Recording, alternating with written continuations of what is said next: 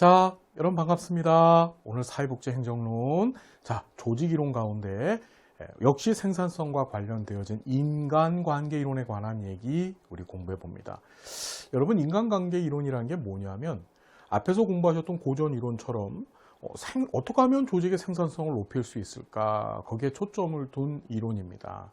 그런데 굉장히 특이하죠. 인간관계 이론은 조직의 생산성과 관련되어져서 사회 심리적인 요인이 생산성에 큰 영향을 미치더라. 사회 심리적이라고 하는 것은 우리 조직은 2명 이상의 사람들이 들어가서 같이 일하는 장소가 조직이잖아요. 그죠? 그때 2명 이상의 사람들과의 관계를 보는 겁니다. 관계. 그 관계가 좋으면, 쉽게 얘기한다면 좋으면 생산성이 높아질 거고, 그 관계가 서로 나빠서 서로 시기하고 미워하고, 그렇죠. 이런 관계에 빠지게 되면 생산성이 낮아진다라고 보는 게 바로 인간관계 이론이죠. 그래서 인간관계 이론은 호송공장 실험으로 진행되어졌던 엘튼 메이오의 인간관계 이론이 있고요.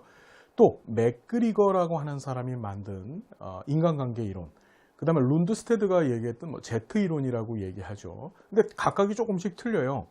우리가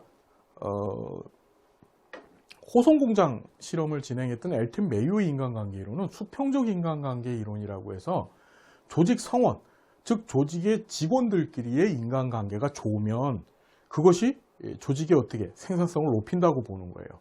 반면에 맥그리거의 XY 이론이라고 하는 것은 수직적 인간관계 이론이라고 해서 사장님이 계시면 이 사장님과 직원들 사이의 관계예요. 사장님과 직원들 사이의 관계인데, 일을 하지 않으려고 하는, 그렇죠? 원천적으로 일을 하기 싫어하는 이런 X형 인간들이 있고, 일을 하고 싶어하는, 자발적으로 자기 동기에 의해서 일을 하려고 하는 Y형 인간들이 있었을 때, 이들과 각자 다른 인간관계, 일하지 않으려고 하는 직원한테는 지시적인 인간관계, 반면에 일을 하기 좋아하는 인간이라고 표현해서 죄송합니다.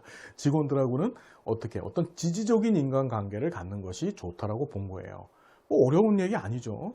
그러면 그것이 생산성 향상에 도움이 된다라고 본 거고, 이제 룬드스테드가 얘기했던 Z 이론은 이 X, Y 외에 다른 인간들도 있다. 어떤 인간들이냐면 어떨 때는요 X형이 됩니다. 즉 일 뒤도 하기 싫어해요. 하라고 해도 안 합니다. 그런데 어떨 때는 Y형이 되는 사람이 있어요.